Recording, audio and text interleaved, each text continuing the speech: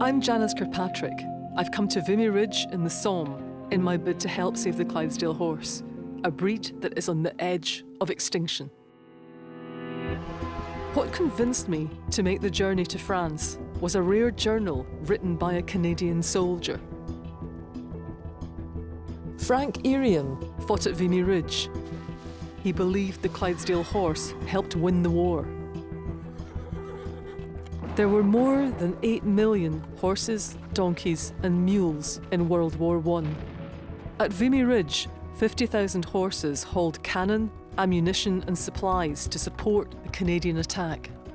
When you read histories of the First World War, you quite often come across references saying it's an artillery war, or it's a machine gun war, or it's a railway war, and it clearly is all those. But it is also a horse war. Everyone focuses on the cavalry horse, but to military historian Graham Winton, the real heroes were the powerful draft horses, especially the Clydesdale.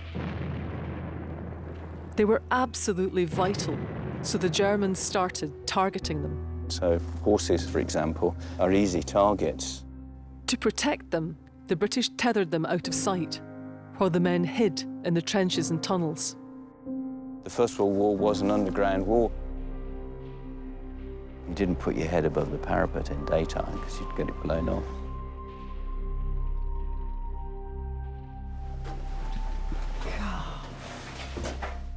According to Graham, Clydesdales were often kept in muddy, damp, cold and cramped conditions. You know from your own experience how a horse would suffer in a climate like this.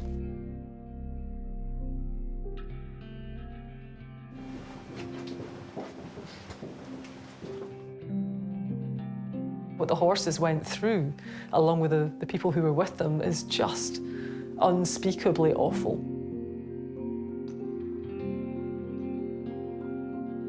The soldiers felt immense empathy with and respect for their draft horses, especially the Clydesdales. I know this because of Frank Iriam's journal. Frank battled his way across France and through hell alongside a Clydesdale that was his companion in the famous assault on Vimy Ridge.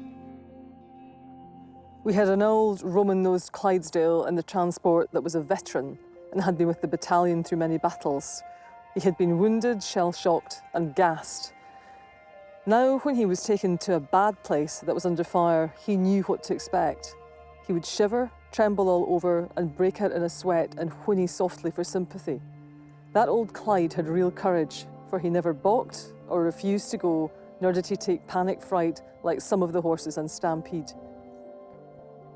I think it's very moving. I think to have a horse that really sticks with you as a partner must have been just invaluable.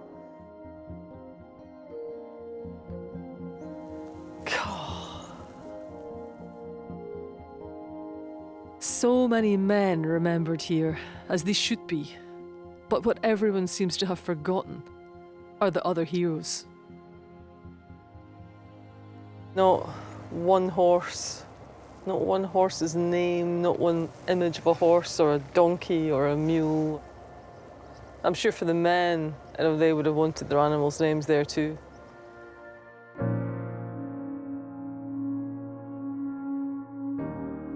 Walking this battlefield with its trenches and tunnels, I can see why the soldiers loved their loyal companions, the horses that helped them preserve their humanity when all around them was hell. Discovering that reminds me yet again that the Clydesdale was bred to be our ultimate partner, our workmate and our soulmate. It only makes me more committed to help save this amazing breed.